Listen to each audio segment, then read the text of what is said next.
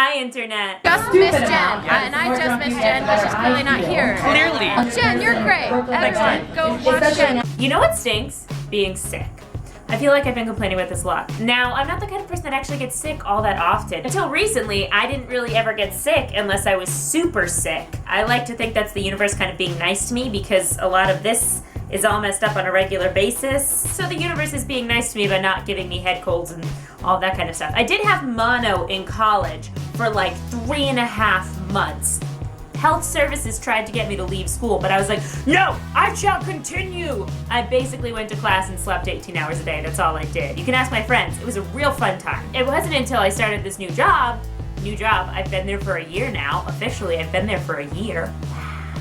Working with little tiny grub germ magnets, that I've started getting sick again. So I was sick a couple weeks ago. I got really sick last year once, and that normally wouldn't happen to me. But there is a virus going around.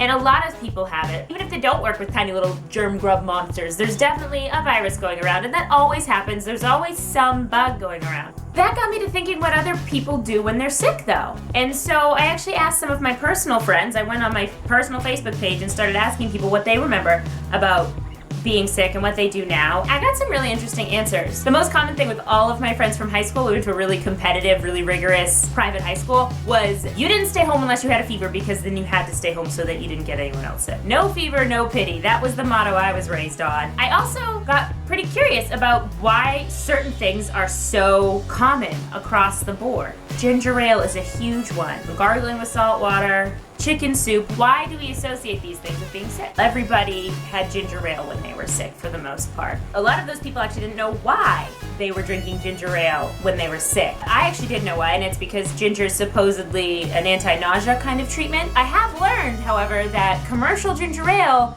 does not contain actual ginger extract. I don't know if it used to, but it does not contain it anymore. There's still debate over whether ginger is even effective as an anti-nausea treatment. I think mentally it makes some people feel better at that point because, you know, oh yeah, this is what I drink when I'm sick. Flat soda was another really common one, and I have no idea where that came from. From what I've read, it is completely stupid because there's way too much sugar in sodas and it doesn't do anything to benefit you. It can actually dehydrate you. So don't drink flat soda when you're sick, is what I learned. Probably the most interesting information I found, though, was on chicken soup, which pretty much everybody associates with having a cold.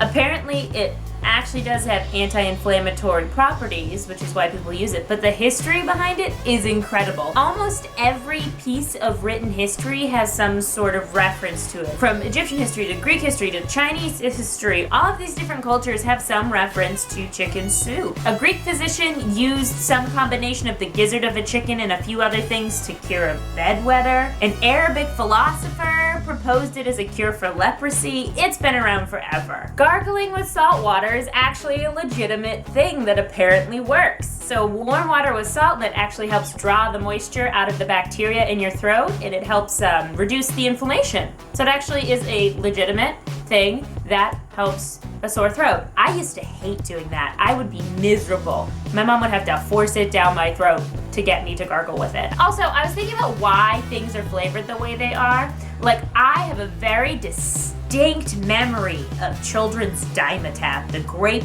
Dimetapp. Like, that is a very strong memory in my head. You know what else is? Robitussin. That was disgusting. I hated it so much. It would make me gag. Couldn't you put a little bit more effort in making that not taste like complete and utter crud? So gross. I always wished that I could just have a spoonful of sugar like Mary Poppins. You know how like it comes out and it's the perfect flavor for everyone? Why isn't that a thing? Apparently at Walgreens or CVS or something, whatever pharmacy I was at recently, it's like pick your child's flavoring, and they have this whole option on this flat screen TV, and I was like, what? So thank you for watching my video. As always, you can like and subscribe. Those are 2 amazing home remedies for sickness. Totally real. Yes, definitely. What are your memories from being sick as a kid? What do you associate with being sick? Is there anything you can't eat or drink now because you associate it with being sick? Let me know in the comments below. I'm really curious about all the different curative things people use, things you swear by. Let me know. Anyways, thanks for watching. I love you, and I'll see you next week. Goodbye. Bye. Did you actually think I wasn't going to mention this? Of course I'm going to mention it. I've had long hair since 2007, people, and made one significant style change in between then and last week. And I hated it and I grew it all out again. But it was still long at that point. This is the shortest my hair has been in 8 years, and it's blue, teal. It kind of matches my shirt. I actually didn't do that on purpose, but then I saw it and I was like, yes! New hair! What do you think? You can also let me know about that in the comments below. If you hate it, shut up. Like my current phone background, it's a baby picture of buttered noodles. What?